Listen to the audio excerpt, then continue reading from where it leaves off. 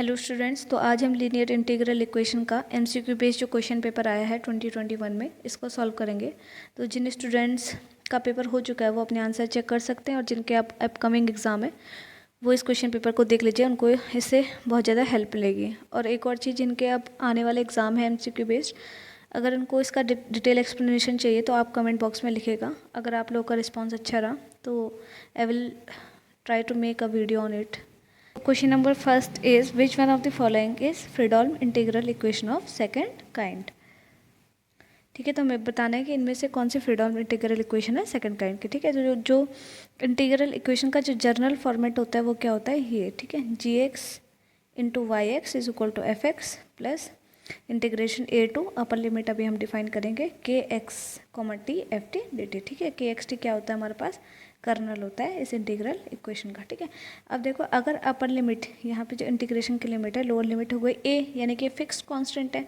अगर upper limit इसकी variable हो गई, suppose that it is x, then this type of integral equation is known as Volterra integral equation. ठीक है, but if it is also a constant, it is also a fixed number, that is lower limit is a, that is a fixed number, and if upper limit is b, that is also constant, a and b are constant, then the integral equation is known as Fredholm integral equation।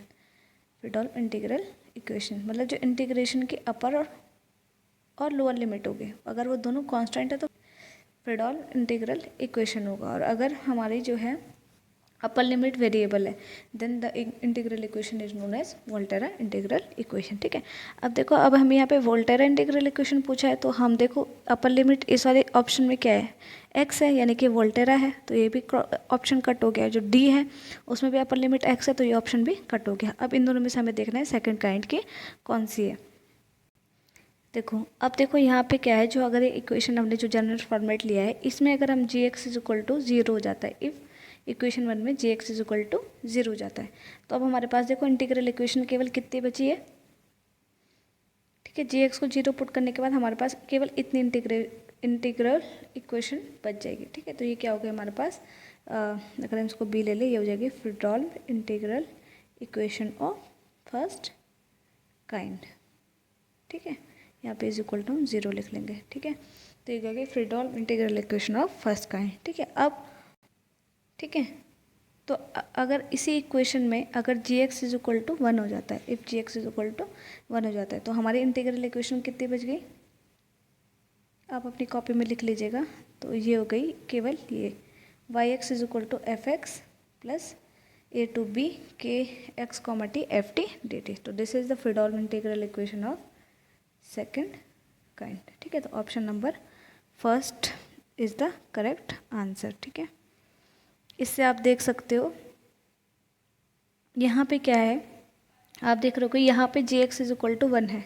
ठीक है, लेकिन यहाँ पे F x मौजूद नहीं है, F x क्या नहीं है, मौजूद नहीं है। आप इस इक्वेशन को इससे कंपेयर करो तो हमारे पास जो वाई एक्स की जगह यू एक्स दे रखा है। ठीक है, यू टी भी है, के एक्स टी भी है, हमारे पास क्या नहीं है, एफ एक्स नहीं है। ठीक है, अब देखो क्या होता है, इसका मतलब ये भी Fredholm integral equation of second kind है, लेकिन किस टाइप की है, देखो, if F X is equal to zero हो जाए, if F X is equal to zero हो जाए तो क्या हो जाता है, Fredholm integral equation of second kind, और ये कैसे हो जाएगी, होमोजीनियस। ठीक है, होमोजीनियस। तो इस टाइप की इक्वेशन में जिसमें हमारा एफ एक्स जीरो हो जाए, उस टाइप की इंटीग्रल इक्वेशन को बोलते हैं homogeneous Fredholm integral equation of second kind. ठीक है, थर्ड काइंड कब होगा, जब G X is not equal to zero हो, तो ये इंटीग्रल इक्वेशन क्या कहलाएगी, Fredholm integral equation of third kind. So students, I know कि जिनके एग्ज़ाम हो चुके हैं उनको केवल आंसर कीजिए, बट मैं वीडियो ये सोच के बना रही हूँ कि जिनके आने वाले एग्जाम है उनको भी इस वीडियो से हेल्प मिल जाए। So question number 2 is the identify the symmetric kernel. देखो, सिमेट्रिक कर्नल क्या होता है, अगर हमारा के एक्स टी कर्नल है, ठीक है, और अगर हम इसमें एक्स और टी की पोजीशन चेंज कर दें, यानी कि एक्स की जगह मैं टी रख दूँ और टी की जगह एक्स रख दूँ, अगर ये दोनों इक्वल आते हैं तो ये क्या हो जाता है, हमारा कर्नल किस टाइप का हो जाएगा, सिमेट्रिक कर्नल हो जाएगा। ठीक है, तो अब हम इसमें देखते हैं कि sign x plus A T में अगर हम रखें एक्स की जगह टी, तो k x t is not equal to k t x आ रहा है। सेकेंड ऑप्शन में देखते हैं, अगर हम साइन एक्स प्लस टी में एक्स और टी की पोजीशन चेंज कर दें तो क्या हो जाएगा, साइन टी प्लस एक्स। ठीक है, जो कि सेम है। ठीक है, A plus B is equal to B plus A होता है ना, तो ये सेम है, इसलिए इसका मतलब क्या है, option B is correct answer. ठीक है, क्वेश्चन नंबर 3 थोड़ा सा मिसप्रिंट था और कैलकुलेटिव है, और लेकिन इसका आंसर है ए। ठीक है, क्वेश्चन नंबर 4 था an integral equation is called linear if and only if linear operation is performed is upon this unknown function. ठीक है, ये लीनियर इंटीग्रल इक्वेशन की डेफिनेशन है। ठीक है, तो अगर लीनियर ऑपरेशन हमारे परफॉर्म होते हैं अननोन फंक्शन के ऊपर, तब वो इंटीग्रल इक्वेशन क्या कहलाती है, लीनियर कहलाती है। ठीक है, तो option B was correct option. ठीक है, question number 5 is the eigenvalues of symmetric kernels are, that is real, option number B. Question number 6 was, ठीक है, integral equation corresponding to the differential equation dash dash dash with the condition, initial condition हमें दी है, तो इसका answer था option number A. ठीक है, अगर आपको इनको सोल्यूशन चाहिए तो आप कमेंट बॉक्स में लिखना, I will explain in next video. Now question number 7 was the initial value problem corresponding to the integral equation। ठीक है, तो ये हमारे पास इंटीग्रल इक्वेशन थी, तो इसका आंसर आएगा option number B. Now question number 8 is, ठीक है, हमें ये दे रखा है हमारे पास इंटीग्रल इक्वेशन दी थी, और ये हमारे पास जो जिस टाइप की डिफरेंशियल इक्वेशन है इसको बोलते हैं रेगुलर एसएलपी। ठीक है, तो इसको सॉल्व करना था, तो इसका आंसर आ रहा था ऑप्शन नंबर बी। ठीक है, so the question number 9 was the homogeneous integral equation this has. ठीक है, तो इसका जब आप सोल्यूशन निकालेंगे तो वो आएगा ऑप्शन नंबर सी। ठीक है, question number 10 was the eigenvalues for the, ठीक है, इस इक्वेशन के लिए आइगन वैल्यूज निकालनी थी, तो इसका आंसर था ऑप्शन नंबर ए। ठीक है, क्वेश्चन नंबर 10 मैंने अलग से सॉल्व करके आपको दिया है। स्टूडेंट, मैं अगेन कह रही हूँ कि I am helping you as much as I can, so please at least like the video and subscribe our channel, so मैं आगे भी ऐसी वीडियो बनाती रहूँ। ठीक है, तो मैं क्वेश्चन नंबर 10 का आपका सोल्यूशन यहाँ पे देती हूँ कि हमारे पास ux की जो हमें ये इक्वेशन दी थी। ठीक है, अब हमें जब आइगन वैल्यूज़ निकालनी होती है तो हम क्या करते हैं, जो x का फंक्शन होता है उसको इंटीग्रेशन के बाहर लिख देते हैं। ठीक है, क्योंकि इंटीग्रेशन किसके रिस्पेक्ट में हो रहा है, t के रिस्पेक्ट में हो रहा है। अभी जो इंटीग्रेटेड टर्म है इसको हम क्या बोल देंगे, लेट इट इज़ c1। ठीक है, अब हम c1 को अलग से सॉल्व करेंगे, तो c1 इज इक्वल टू क्या है हमारे पास, 0 to 1 e⁻t ut dt। ठीक है, अब देखो यहाँ पे ut की जगह हम क्या रखेंगे, यहाँ पे ux हमें गिवन है। ठीक है, अब ux में जो है x की जगह क्या रिप्लेस कर देंगे हम, t, और इस इक्वेशन में रख देंगे, तो क्या हो जाएगा, c1 is equal to 0 to 1, ठीक है, e⁻ एज इट इज़, और इसमें क्या रख देंगे t, तो लैम्डा e⁻t इंटू c1। ठीक है, इसको अगर आप देखो यहाँ पे लैम्डा भी कांस्टेंट है, c1 भी कांस्टेंट है, तो ये इंटीग्रेशन के बाहर आ जाएगा। ठीक है, और इंटीग्रेशन के अंदर क्या बचेगा हमारा, 0 to 1 e⁻2t dt। ठीक है, अब इसको हम जो है इंटीग्रेट करेंगे तो हमारे पास क्या आ जाएगा, e⁻2t अपॉन 2 0, और इंटीग्रेशन की लिमिट जाएगी 0 से 1। ठीक है, c1 is equal to c1 lambda as it is. अब यहाँ पे एक बार 1 रखेंगे हम, तो क्या हो जाएगा e⁻2 माइनस, जब 0 रखेंगे e⁻2t में तो क्या हो जाएगा 1। ठीक है, e⁻0 क्या होता है, 1 होता है ना। ठीक है, तो अभी क्या आ गया, ये हमारा c1 की वैल्यू आ गई। अब हम इसको लेफ्ट हैंड साइड जाएंगे, c1 कॉमन आएगा तो ये बचेगा ब्रैकेट के अंदर। ठीक है, यहाँ से देखो, अब देखो c1 की वैल्यू जो है ये क्या नहीं हो सकती, 0 नहीं हो सकती, इसलिए हमारा जो जीरो होगा टर्म, भाई कोई a और b का प्रोडक्ट क्या है, 0 है। ये तभी पॉसिबल हो सकता है या तो a 0 या तो b 0। ठीक है, तो यहाँ पे c1 तो 0 नहीं है, तो इसका मतलब b 0 होगा, यानी कि ये टर्म 0 होगा। तो ये टर्म अगर हमने 0 रखा तो लैम्डा की वैल्यू हमारे पास क्या आ गई, ये, and this is the eigen value. ठीक है, तो ये हमारा आंसर आ गया। इसको आप इग्नोर मारिए, किसी दूसरे क्वेश्चन का आंसर है। सो क्वेश्चन नंबर 9 भी आप इसी तरीके से प्रोसीड करेगा, अगर आपको नहीं आएगा तो आप कमेंट बॉक्स में बताना, उसको भी सॉल्व करके आपको दे दूंगी। ठीक है, क्वेश्चन नंबर 11 है, ठीक है, दो फंक्शन f1x एंड f2x, इनको ऑर्थोगोनल कब कहेंगे, जब इनका इंटीग्रेशन, इनके प्रोडक्ट का इंटीग्रेशन क्या हो, 0 हो, तो option C is correct answer. ठीक है, option number 12, degenerate kernel has the characteristic values. ठीक है, तो डिजेनरेट जो करेक्टरिस्टिक वैल्यूज़ मतलब आइगन वैल्यूज़। ठीक है, कंफ्यूज मत होना, आइगन वैल्यूज़। ठीक है, तो जो हमारे पास डिजेनरेट कर्नल होता है उसके पास कैसे आइगन वैल्यूज़ होती है, फाइनाइट होती है। ठीक है, और नोट डाउन कर लो कि अगर नॉन डिजेनरेट यहाँ पे कर्नल दिया होता, आपको कर्नल कैसे दिया होता है, नॉन डिजेनरेट। ठीक है, तो हमारे क्या हो जाता, जो आइगन वैल्यूज़ होती है वो क्या हो जाती, इनफाइनाइट। ठीक है, जब कर्नल नॉन डिजेनरेट होता है तो आइगन वैल्यूज इनफाइनाइट होती हैं, और काउंटेबली इनफाइनाइट इसको हम कह सकते हैं। और अगर हमारा कर्नल डिजेनरेट है तो हमारा आइगन वैल्यूज क्या होती है, फाइनाइट होती है। ठीक है, क्वेश्चन नंबर 13 इज, कि हमारे पास 5x क्या दिया है, हमें आइगन फंक्शन दिया है। Then which one is also eigenfunction corresponding to the same eigenvalue. ठीक है, तो इसका होगा ऑप्शन नंबर ए। ठीक है, क्योंकि जो कांस्टेंट होता है वो आइगन फंक्शन पे कोई इम्पैक्ट नहीं डालता है। ठीक है, जैसे अगर हमारे पास है c1e⁻² इंटू e⁻x, ठीक है, सपोज दैट ये, तो हमारे पास आइगन फंक्शन केवल ये रहेगा, मतलब इस पर डिपेंड नहीं करेगा कि उसके साथ क्या क्या हो रखा है, मल्टीपल में कोई और नंबर है या नहीं है, और कांस्टेंट है कि नहीं है। तो हमारे पास जो 13 का आंसर होगा वो होगा ऑप्शन नंबर ए। ठीक है, question number 14 is the iterated kernel for e x plus t is, ठीक है, इसका आंसर आता है ऑप्शन नंबर सी। देखो क्वेश्चन नंबर 14 कैसे सॉल्व करना था, हमें कर्नल दिया गया था दिस वन, के एक्स टी की वैल्यू हमें ये दी गई थी। ठीक है, और हमें पता है इटरेटेड कर्नल में k x t is equal to k1 x t होता है, तो k1 एक्स टी की वैल्यू ये हो जाएगी। ठीक है, अब हमें k2 एक्स टी की वैल्यू निकालनी थी। ठीक है, तो k2 एक्स टी क्या हो जाएगा, है ना, ये फॉर्मूला है हमारे पास, तो a टू b, है ना, यहाँ पे क्या हो जाएगा, ये तो कभी चेंज नहीं होता है टर्म, तो a x और t की जगह क्या रखेंगे z, इसके बाद इसके साथ मल्टीप्लाई होगा k1, इस बार x की जगह z रखेंगे और z की जगह एज इट इज़, t की जगह एज इट इज़ t रहेगा, और इंटीग्रेशन किसके रिस्पेक्ट में होगा, dz के रिस्पेक्ट में होगा। ठीक है, तो यही है, यहाँ पे हमने k x z की वैल्यू रख दी है।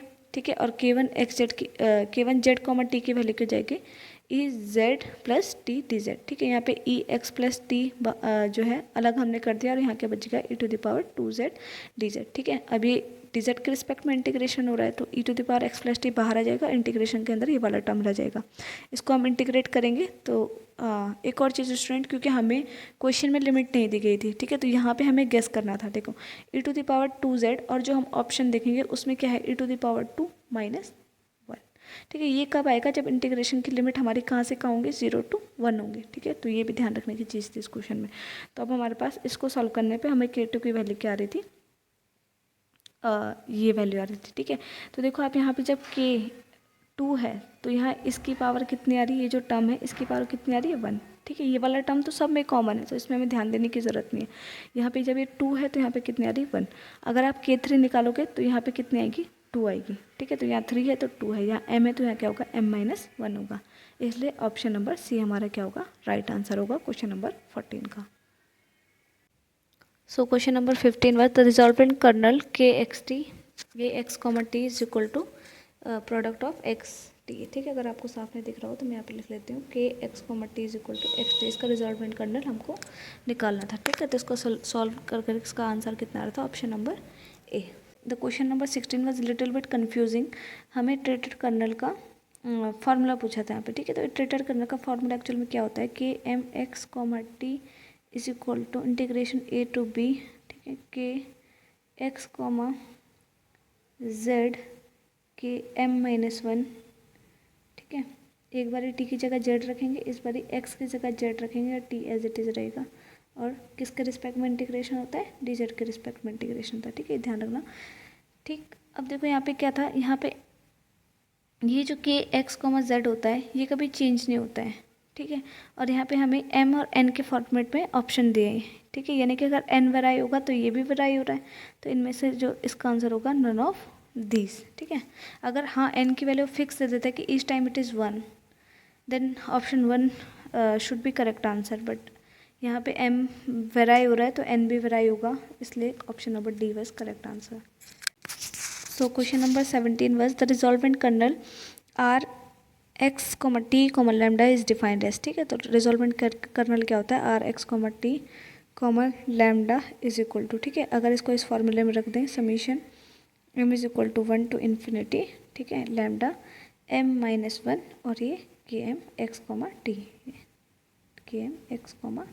टी की वैल्यू अगर इस फॉर्मूले में पुट कर देते हैं हम, तो ये क्या हो जाता है, रिजॉल्वेंट कर्नल। ठीक है, अब यहाँ पे ध्यान क्या रखना है कि अलग अलग बुक में ये फार्मूला अलग अलग तरीके से दिया गया है। ठीक है, मतलब फार्मूला सेम है, लेकिन देखो जो भी पावर यहाँ के जैसे के एम है तो एम लैम्डा की पावर m-1 होगी। अगर यहाँ पे लिखा होता के m+1 तो यहाँ क्या होता है, लैम्डा की पावर m। ठीक है, तो ध्यान रखना, जो भी यहाँ जैसे यहाँ पे m लिखा गया है तो यहाँ एक पावर उसकी कम होगी, m है तो m-1, m+1 है तो लैम्डा की पावर क्या होगी, m। तो इसमें जो है सही ऑप्शन है ऑप्शन नंबर बी। देखो अब क्वेश्चन नंबर 18 है हमारे पास सॉल्यूशन ऑफ, ठीक है, इस इंटीग्रल इक्वेशन का हमें क्या निकालना था, सॉल्यूशन, ठीक है। अब देखो एग्ज़ाम, अगर आपका अपकमिंग एग्ज़ाम है तो आप इसको इटरेटेड करना, फिर रिजॉल्व एंड करना और उसके बाद फर्दर इसका सॉल्यूशन निकालने की कोशिश करना। लेकिन क्योंकि 1 घंटे का पेपर होता है तो इतना लेंदी प्रोसेसर जो है काफ़ी टाइम कंज्यूमिंग होता है। मैं इसका आपका शॉर्टकट मेथड बताती हूँ कि आप इस तरीके से भी इसको प्रेफर कर सकते हैं, ठीक है। देखो हमारे पास क्या थे, सारे ऑप्शन जो थे सेम थे, मतलब एक्स एक्स एक्स हर एक है, बस इसका कोफिशिएंट चेंज हो रहा है, ठीक है। कोफिशिएंट क्या हो रहा है, चेंज होता है, 2 3 4 है ना। तो यहाँ पे सिर्फ केवल क्या हो रहा है, कोफिशिएंट चेंज हो रहा है। तो suppose that mu X is equal to, हम मान लेते हैं क्या, A X is the solution of this integral equation, ठीक है। तो हमारे पास म्यू टी क्या हो जाएगा, म्यू टी हो जाना था ए टी, ठीक है। अब इस इक्वेशन में हम इसको रखते हैं, ठीक है, इस वाले इक्वेशन में। तो देखो, तो हमारे पास क्या हो जाएगा, क्योंकि हमें केवल आंसर चेक करना है कि इसका सॉल्यूशन कौन होगा, तो हमारे ये डिपेंड नहीं करता हम कि किस मेथड से करते हैं। पेपर में हमें ये कि इसका ऑप्शन सही कौन सा है, ठीक है। तो अब हम इन वैल्यूज़ को इक्वेशन नंबर 1 में रखते हैं। तो हमारे पास क्या आ जाएगा, ए एक्स इज इक्वल टू, ठीक है, 5x/6 प्लस 1/2 0 to 1 x, और टी और म्यू टी की जगह क्या रख देंगे, ए टी और डी टी, ठीक है। इसको अगर हम सॉल्व करेंगे तो क्या आ जाएगा, 5x+6 + 1/2, ये x बाहर आ जाएगा, 0 to 1 ए भी बाहर आ जाएगा, ठीक है। ये क्या हो जाएगा, t² डी टी, ठीक है। हमारे पास क्या हो जाएगा, यहाँ पे स्पेस की कमी है तो मैं देखो यहीं पे कर लेती हूँ इसको। ये क्या हो जाएगा, t³/3, ठीक है। ये टी टी हट जाएगा, इंटीग्रेशन की लिमिट जाएगी 0 से 1, ठीक है, ठीक है। अभी क्या हो जाएगा, देखो ए एक्स इज इक्वल टू, ठीक है, 5x/6, ठीक है, और ये क्या हो जाएगा 1/2। अगर यहाँ पे लिमिट हम पुट करते हैं तो क्या हो जाएगा 1/6, ठीक है, x इंटू ए, ठीक है। इसको मैं लेफ्ट हैंड साइड ले गई तो ये हो जाएगा ax माइनस 1/6 एक्स ए, ठीक है, इज इक्वल टू क्या हो जाएगा 5x/6, ठीक है।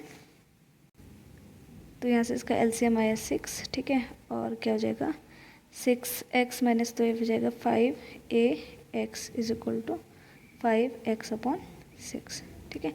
अब देखो ये क्या हो जाएगा 5 कटा तो ax इज इक्वल टू, यहाँ है x, ठीक है। तो x है और x का कोफिशिएंट इधर क्या है 1, इधर x का कोफिशिएंट क्या है a, तो क्या हो जाएगा a इज इक्वल टू 1, ठीक है। तो यानी कि इसका आंसर क्या हो गया, आंसर क्या आ गया हमारे पास, x आ गया, ठीक है। अभी आपको ये लेंथी लग रहा होगा समझने में, लेकिन जब आप इसको खुद से सॉल्व करेंगे तब आपको ये ईजी लगेगा। So option number D is correct answer.